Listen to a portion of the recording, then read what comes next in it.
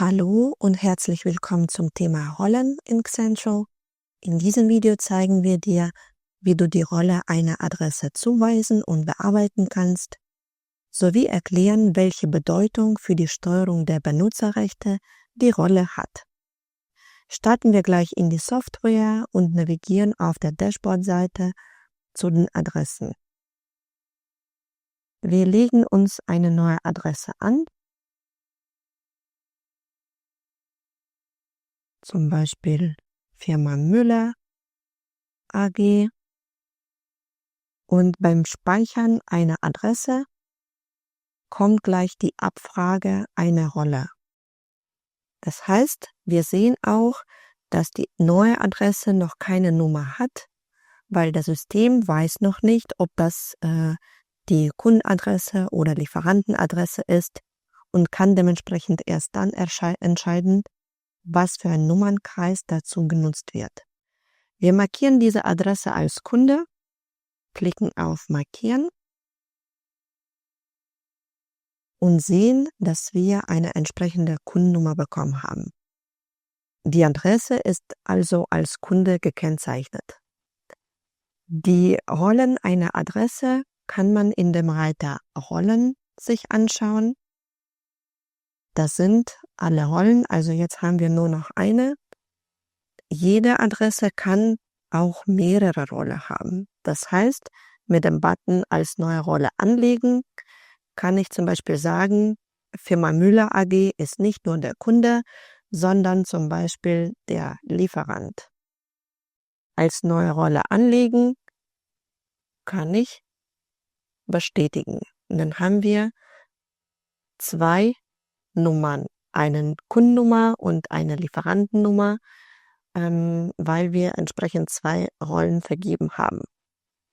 In der Übersicht haben wir zu sehen eine Zuordnung, also sprich, der Firma Müller AG ist der Kunde bei mir in allen Projekten. Was hat es mit auf sich? Eine Rolle spielt eine bedeutende Rolle für die Benutzerrechte. Also sprich, sobald die Adresse eine Mitarbeiterrolle hat, kann ich mit der Rolle Mitarbeiter auch steuern die Benutzerrechte von dieser Adresse. Sprich, wenn ich hier sage, das müsste ein Mitarbeiter im Projekt Amazon FBA sein und als neue Rolle anlegen, dann ist der Mitarbeiter Müller AG bei mir nur dafür zuständig, um in dem Projekt FBA arbeiten zu dürfen. Das heißt, wenn sich der Mitarbeiter Firma Müller AG im System einloggen würde und zu einem bestimmten Bereich navigiert, dann würde er sehen, alle Sachen, die aus dem Projekt FBA stammen. Sei das Belege, sei das Artikel, Adressen, wie auch immer. Das heißt, damit kann ich einschränken, dass die bestimmten Mitarbeiter nur in dem bestimmten Bereich, in dem bestimmten Projekt tätig sind. Und andersrum, wenn Mitarbeiter Frau Mustermann in dem Bereich FBM tätig sein sollte, dann vergebe ich einfach eine Rolle Mitarbeiter im Projekt FBM. Die Rollen, hier sehen wir auch, seit wann die Rolle besteht und bis wann. Also sprich, die sind jetzt aktuell alle Rollen. Ich kann aber die Rollen auch temporär vergeben. Dafür kann ich hier zum Beispiel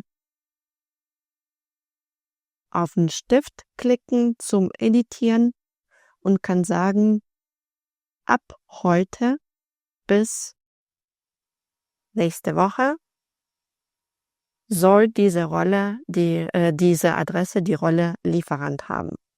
Und somit kann ich das einschränken. Wenn ich ganz genau weiß, wir haben einen Vertrag mit dem Lieferanten Müller AG nur bis, keine Ahnung, Ende März, dann kann ich das auch hier entsprechend vergeben.